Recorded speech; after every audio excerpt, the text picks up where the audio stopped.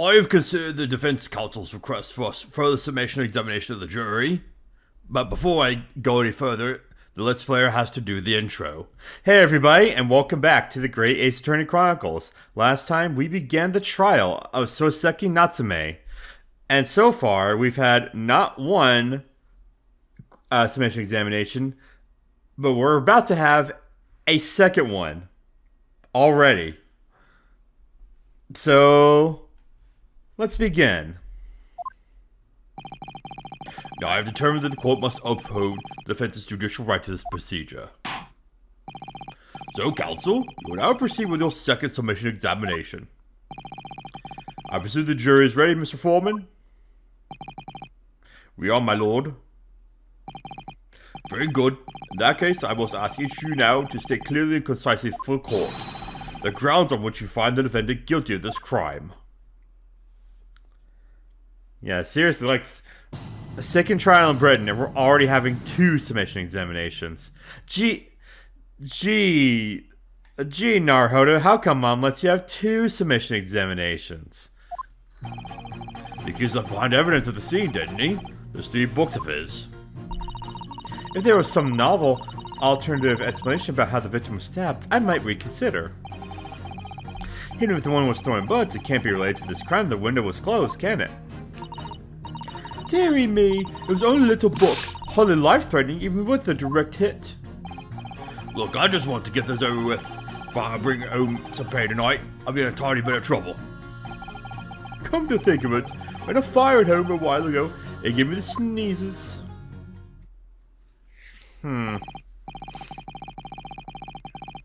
Yes, considerably more tangible arguments for all members of the jury this time around, it seems. With one notable exception, of course. My learned student friend was unable to find fault in the previous witness testimony.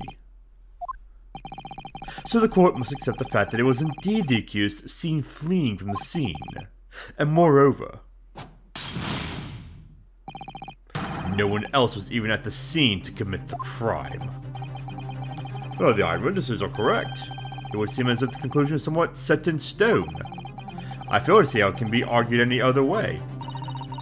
That means, I'm afraid, that during this submission examination, it's essential that you establish some other tangible explanation for the facts. But how? What would even constitute a tangible explanation here? I would guess some other way she got stabbed? Isn't it obvious? Who stabbed the woman and how? Those 2 details are all you need to provide. Simply give us a name and a method by which the attack was conducted. And there I was thinking this might be hard. Oh, it's worse. But Mr. Naruhodo, you have to do it. Otherwise, this really will be where the trial ends. Ugh, no pressure then. So we gotta somehow do that during a submission examination. Oh boy. I'm gonna turn down my audio just a tad. Okay. That's quite enough preamble. Proceed with submission examination, please. I presume you're prepared, counsel? Oh yes, my lord. Alright, Ryunosuke. Focus your mind now. Clearly, the key to this submission examination is going to be juror number 4, the maid. Or should I say, Miss Garrett. We have a book that disappeared from the Garrett's house on the evening of the incident, and the 4th book found in the victim's hand. There must be a way to link the 2. Yes, that's what we have to find. It's never a technique I've learned in my short career so far. Whatever it takes. Don't forget to keep an eye on Miss Garrett and how she reacts, even to things other people say. Ooh. We're to bring that in with the submission examination, are we? Alright then. Let's give that a try. Okay. Okay, so we're going to press Mr. Fairplay here. But as we now know, there were 4 books, not 3. Well, what difference does it make? There's every possibility that the 4th book, in fact, belongs to the defendant's landlord. Yes, that's the part I have a problem with. Sorry? Well, at the point the woman was stabbed, this landlord fellow was at home, wasn't he? Doing a fiery scrap with his wife or something, you said? It's not exactly how I put it, no. Well, anyway, the point is, the fellow and his wife were somewhere else when it happened. I think that's what you call a strong alibi. So it couldn't have been the landlord who did it, which other is the pony's fellow. Honestly, I can't see what all this palaver's about. It's a done deal, isn't it? I suppose it is, since I've nothing witty left to say. Some novel alternative explanation about how the victim was stabbed I might reconsider. You seem like someone I should come back to, so we'll do that. Okay, if the window was closed, well, we need to suggest that it was open. But what about the possibility that the window was open? What about it? I mean, there's just no way it could have been. How can you be so sure? The prosecutor fellow over there said it earlier, didn't he? Windows in London, no joke. You don't want to invite that sort of code indoors. My voice keeps changing on the fly for this dude. So no, that window wasn't open. Us Londoners liked sitting by the fire and staying warm, see? But you couldn't categorically state that the window wasn't open, could you? It just wasn't. They wouldn't have opened it. Then what's the point of even having windows? Huh? Counsel, you will kindly refrain from childish bickering. Oh, I'm sorry. Somehow I need to show there's an undeniable possibility that the window was open. Because this young man isn't going to budge otherwise. Hold it! Yeah. As Susanna said, you're going to be key to this. But the little book was on fire at the time, was it not? The flames of love, I'll have you know. And there's really no such thing as a loving incendiary bomb. Well, he brought it upon himself as playing with fire to betray a fiery love. Isn't it? Well, don't you agree? Oh, well, any kind of betrayal is certainly a bad thing, yes. But I think the argument might have arisen out of your misunderstanding, Mr. Garrett. Never you mind that. The point is we are just having a jovial little dispute. Nothing more. I won't have any more of these suggestions that has anything whatsoever to do with this crime. Right, well, we'll see about that. But what about juror number 5? He doesn't seem to be turning a hair at Mrs. Garrett's relentless onslaughts. It's almost as though he's used to it. What a gentle soul he is. Something tells me that's not... A gentle soul he is, you say. Hold it! As we said before, you just want to get this over with. How can you sit there and say something like that? A man's future is at stake here. Well, having me both then, like I said before. What? I told you already, I'm a day laborer, aren't I? If I bring him some readies with me tonight, they'll find me floating face down the Thames tomorrow morning. What? You heard me. The missus doesn't want to mess about, you know. Me fears, believe you me. Another shining example of marital bliss, then. Situation like this cropped up the other day. It was, well, do you know, it's funny, but I can't quite remember. Sorry? mostly frightening, that's the thing. Must have blotted out. Helpful. Yeah, so, in other words, don't cross his wife. I wanted Mr. Beate will ever be dragged into the Thames by his scarf. Don't even go there, Mrs. Otto. Must be some way to jog his memory about this.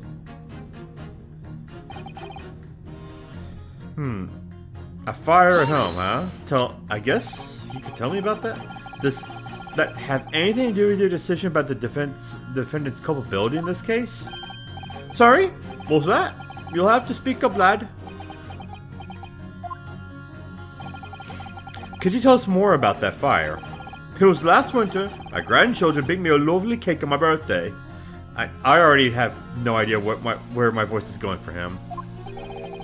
Yeah, 75 candles on the top of it, dear. What a sight to behold it was. You put candles on a cake? Was it some kind of devil worship? Oh. We'll tell him later. Now, of course not. It was an angel cake to celebrate my birthday, obviously. It seems that's a common custom here in Great Britain, Mr. Naruhodo. Anyway, I must have all my puff to blow them out. Well, they must have blown wrong somehow. The flames didn't go out, but candles went flying all over the room. The furniture caught and everything went up. The whole place filled with smoke. Definitely sounds like devil worship to me. And by the sneezes, I presume you mean a cold. But how did you catch a cold from a fire? What a fiasco it was. The grandchildren blessed them threw water over me as they tried to put out the flames. And because the whole room was filled up with smoke, of course, we had to open all the windows to clear it. Interesting. Let's put a pin in that in just a few seconds. The windows. Let the winter air rushed over me like the devil danced on my grave, it did. Caught a terrible cold from it. Put me in the hospital for a while. I won't forget that birthday in a hurry. I knew it was devil worship all along. But something about this old man's story is playing on my mind for some reason. Oh yeah, same here. We need to demonstrate who, apart from Mr. Natsume, could have attacked the young woman on the street. As well as how he or she could have done it. Yes, but once again, the jurors' statements are full of personal prejudice. Almano didn't seem convinced they're right, even in the face of logical arguments to the contrary. I think you're going to need to pit them against each other to force them to accept an alternative explanation. Yes, I don't necessarily need to find contradictions between their assertions, just a connection might do the trick. Alright, well, I already have something. So...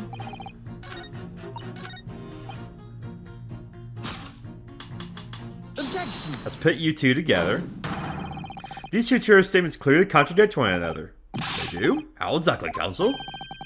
Don't point at me again, I told you it wasn't me! What shall you say? Speak up, lad, speak up. Juror number 3, do you see?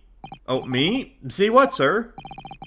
Did you hear juror number 6's account of his birthday celebrations last year? It seems despite being a Londoner, he once opened his windows in the middle of winter. Oh yes, of course, because there was an emergency. I mean, obviously if the room was filled with smoke from a fire, then you'd be mad not to open the... There you go. Oh! Exactly. On the day in question, at the time of the incident, there was a fire in the Garrett household, and Mr. Garrett had the following to say about it. The whole place filled with smoke. Oh my hat! Hold on, no, hold on, we'll get back to you. What are you? Excuse me! Hold on now. Juror number 4, do you have something to say about that? Miss Garrett. Oh dearie me! What's the meaning of this? How dare you imply that I'm hiding who I really am? It's imperative that you confirm something for the court. So please, it's time to drop the pretense now. What is it? When the fire started in your house that day, did you or did your husband open the window? Well, I beg your pardon? What are you insinuating? The room would have been thick with smoke after the carpet and bookcase caught fire as they did. In a situation like that, it's inconceivable that you wouldn't have opened the window. And what if we did? Well, alright then, yes, you're right. My husband frantically trying to open the window, which can't have been easy since I continued to give him a justly deserved book battering. Even though your house was on fire? Oh, you never stop throwing it till the anger subsides. It would be terribly bad for the nerves to do otherwise. Of course, I should have realized. That's a significant step forward, Mr. Naruhodo. You managed to establish that the window was open. Here, excuse me.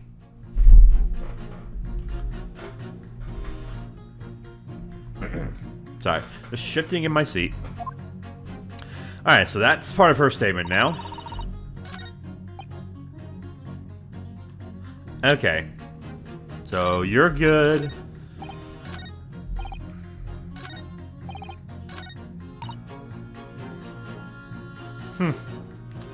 So the window was open at the time.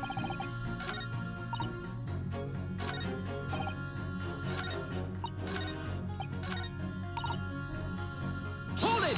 So now let's ask more about it.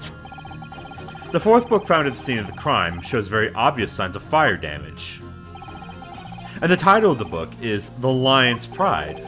The same title, in fact, as the book that Mr. Garrett told us he had been reading. Well, I really couldn't say. On the day in question, did you or did you not throw at your husband the copy of The Lion's Pride that he had been reading? I did. Oh? It was the first thing I could lay my hands on, so I hurled it straight at him. And now you come to mention it, yes. I was rather enjoying reading it, you're right. Why did you not reveal this information to the court from the outset? Couldn't you, it's a little man? I didn't remember. At times like that, you pick up and throw whatever you can lay your hands on, as well you know. I really don't. I barely knows I was throwing a book, much less the title of it. Hold on, why are you reacting? What is it, juror number 5? You know something? I've remembered what it was that Miriam blocked out. Ah. I was listening to what this granny was saying, but we're all flooding back. Who you calling a granny, you cheeky devil? I'm Mrs. Garrett, or the maid, I'll have you know. The man doesn't even flinch. Please tell me that's not because he's used to being hit all the time. Probably. That was about 2 weeks ago now. I just got back home after work, like. Put my hand in my pocket for the wages I just earned that day. I nearly died. I said, oh, last penny had dropped out. Oh no. Oh dear, what a disaster. You haven't heard the half of it, boy. Oh? The wife was cutting up some chicken at the time. I could only get the words out, but I told her straight. I've lost a day's wages, love. This thing I knew, the blow was whistling past my ear. Stuck into the wall next to me, it did. About an inch deep. Damn. No words, just terror. Smell then, you know. God was such of the Thames. I'm sure I was going to end up face down in the money banks that night, I can tell you. Now, that's a real disaster, isn't it? I'll never use the word lightly again. The point I'm trying to make is this. When women lose their rag, they'll throw anything at you. Knives, hatchets, hammers, you name it. Miss Narho, you mustn't think that all women are so short-tempered and unrefined, says Miss Susato Takedown herself. No, I wasn't thinking that. Throwing household objects at people is, well, it's so uncivilized. But apparently it's more civilized to judo throw somebody. Let's attack with honor, using a bow or the like. What, attack? Who are you going to attack? Never mind. Anyway, this man's words could be rather significant, I think. Alright, we'll come back to the bow and arrow thing later, if I dare. Yeah. Objection! We got something. Alright, those two sentences clearly have a deeply significant connection. Good grief! You mean they don't contradict each other? Explain, counsel, at once. Juror number 2, do you think perhaps that this could be one such novel alternative? Oh my, whatever do you mean? An alternative explanation is how the victim was stabbed in the back. What are you talking about? We demonstrated that the fourth book, The Lion's Pride, that was found at the scene of the crime, originated in Mr. Garrett's room on the top floor of his house. Therefore, it's equally possible that some other object besides the book could have found its way from the Garrett household to the street below. What's that now? After all, Mrs. Garrett could have thrown any number of different objects at her husband. Isn't that right, juror number 4? What are you swinging now, you little beanpole? I'm beginning to think that, ever since the true origins of this book came to light, perhaps she's had a feeling this might be what happened.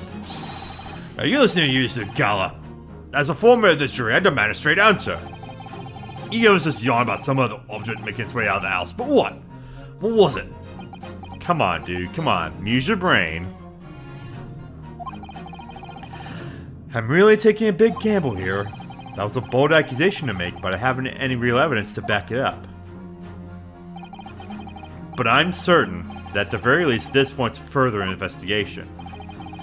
Alright, Mr. Foreman, I'll try to explain the defense's theory. The other object that found its way from the Gerda household to the scene of the crime was the jackknife. Juror number 4, Mrs. Gerda. What now? I must apologize in advance for this, but I need you to confirm something else for the court. This knife. Have you ever seen this knife before? Good Lord, Counsel, what on earth are you doing?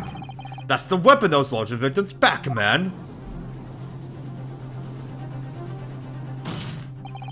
My lord, remember that when the victim was attacked, Mr. and Mrs. Gerda were in the throes of an argument. Mrs. Gerda was hurling anything she could at her husband, who had been backed up against the window. A window that had been opened to clear the smoke, and through which a book sailed to land at the crime scene. You can't seriously believe that. The book was found in the victim's grasp. Are you saying that it flew out of the window and across the street to land neatly in her hand? Huh, even my missus hasn't got an aim like that. Yes, I admit, there are many details we don't yet understand, but that's the point. That's precisely why we must not allow this trial to end. Not right now. Oh my. Mrs. Gerda, your answer, please. Have you seen this knife before or not? Well?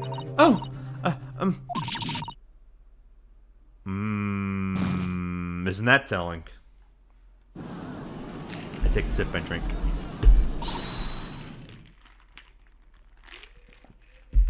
Now, who's saying this? My lord. She is. I wish to change my decision. I'm a woman of my word, after all. Thank you, madam. Yes, I agree. So they didn't see this coming, but I just don't think it would be right for this trial to come to an end now with so many unanswered questions. Mr. Foreman. I'd have to agree. Although I think the granny didn't mind. Yes, you know what? I'm not quite happy about this at the moment either. All together now, ladies and gents.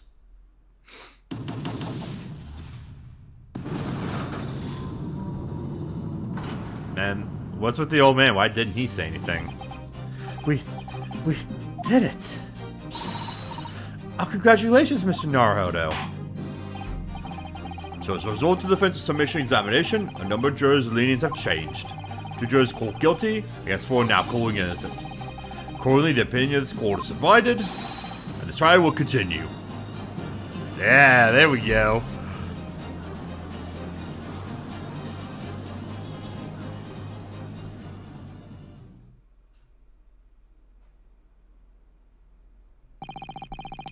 Alright. Now then, Lord Van Zanes, how does the prosecution wish to proceed?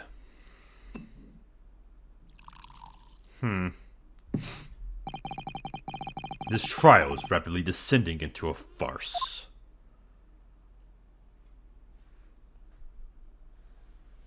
Well, that's how it be in an Ace Attorney game. Like a corked wine, the first few sips are bitter enough. But what follows is so repugnant, it's good for nothing save the gutter. If I may, Lord Van Zeeks, events has just put forward a credible alternative explanation for what happened. Credible is that your considered opinion, Mr. Foreman. The defense's argument is a joke to which I barely know how to respond, but let me start by insisting. You must all familiarize yourselves better with the relative positions of those places being discussed.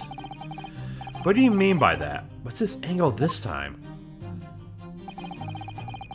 It shall be more than apparent that between the crime scene and the Gerda household was a rather wide street, Briar Road. Which means that the distance from the Gerda's house to the scene is some, 15 yards. Let me see, 15 yards? That's around 14 meters. 14 meters? Oh, that's a little farther than I'd imagined. And as you ladies and gentlemen of the jury rightly noted as having portentous significance, that's quite the word, the 4th book was found in the victim's clutches.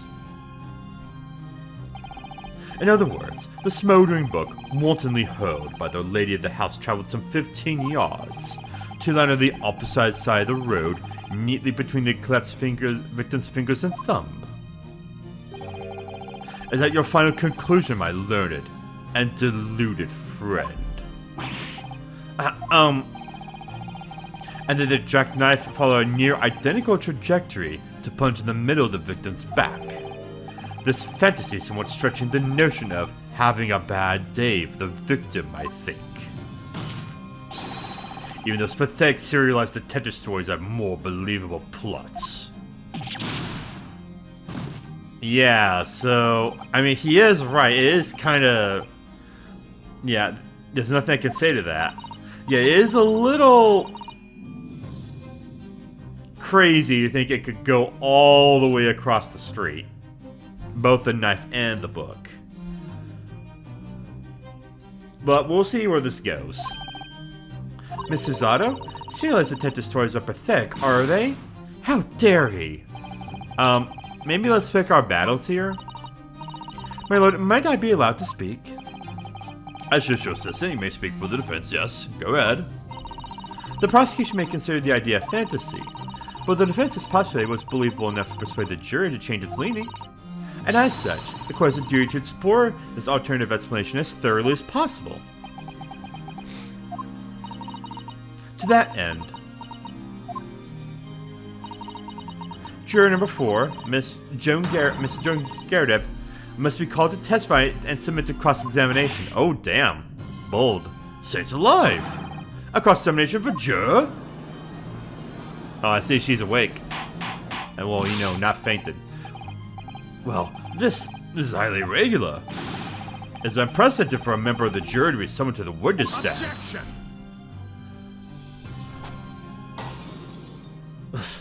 Dispose of the entire bottle. And unnecessary. Lord Van Zieks? There are already witnesses in the stand whose testimony the defense may further cross-examine. And my learned friend's farcical theory has any truth in it. Then both a burning book and a jackknife must have flown through the sky before this couple's eyes. And we must assume that they would be able to testify accordingly. What say you, witnesses? Yeah? Yes, sir! Constable Roly Beate reporting for duty, sir! Well, good morning, officer. Sorry for dozing until now, sir. I haven't slept for a month on account of a villain who's appeared in my beat, sir. Oh, they are so heroic, these London bobbies. Patricia, my darling, I've been neglecting you, but no more. Oh, Roly, my hero, you make me swoon. Okay, yeah, y'all save that for later. Very well, I hereby reject the defense's request. Oh. And all the witnesses in the stand to testify again. Say forthwith before the court any details pertaining to the defense's alternative explanation of events. Yes, sir. Alright. At least now we're gonna get to hear him speak some. This case has nothing to do with Mr. and Mrs. Garrett. Believe me, a London Bobby is good for his word. You see, sir, the windows on the top floor of the Garrett are case. Okay, let me try this again. The windows on top floor of the Garrett household are top-hinge casements. Obviously, if anything had been thrown out of the window, we would have seen it. I did leave the scene to go and fetch help, but my trusty Roly was there to make sure nothing was disturbed. I didn't take my eye off the crime scene for 1 moment, sir. Nothing strange to report on that front, sir. Alright. Top-hinge casement windows. That detail was not in the police report, Constable. Nah, yes, I'm sorry about that. I must have been a little drowsy. Ahem. You cannot excuse your sins with drowsiness every time, Constable. No, sir. Sorry, but what exactly is a top-hinge casement window? And you cannot excuse your ignorance with such trite remarks, my learned friend. Of course. Sorry. I found it, Mr. Naruhodo. Cast your mind back to the windows of Mr. and Mrs. Garrett's room. Alright, I'll try. Yeah. So the window opens in order to allow air to circulate inside the house. Yeah, so it only opens so far. But as it's a top hinge casement window, it swings open along the upper edge, you see. Yeah, I don't think... With the window, like, only opening so far, I don't think it's gonna... Whatever you throw is not gonna go that far. Honestly, if you try to throw it that far, it would just hit the window and then, you know, drop onto the street below. Where is it? Here's a thought.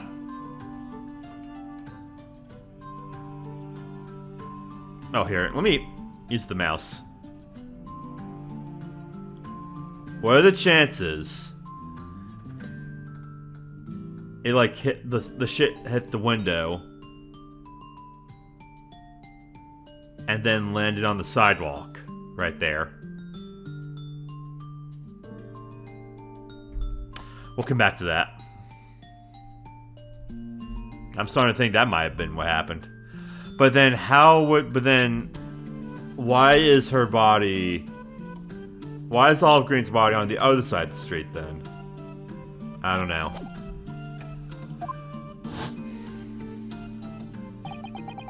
I'm glad you rectified your ignorance. A casement window's most prominent feature is its stay, a metal bar which prevents the window from being opened beyond a certain amount.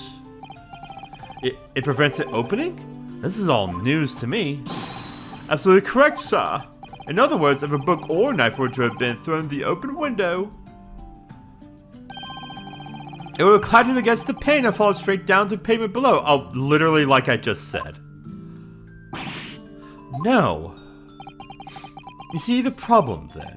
Good. Your education in windows is complete. There's never any possibility of either the book or the knife traveling 15 yards over the road. That is, unless the window pane had been shattered, something we've discounted already. That can't be! Did you see that, Roly? That young Japanese man just collapsed in agony. Oh yes, my darling, I saw it. I saw him crumble before me. Oh, Roly, you're so strong. How is this happening? I haven't even started the cross-examination yet. And already my argument's been destroyed. Well, let's just find something to work with. Can't see if you could drag yourself upright again, the court will wait your cross-examination. My lord. Oh, good. Another desperate situation. Alright. Well, let's see what we can find.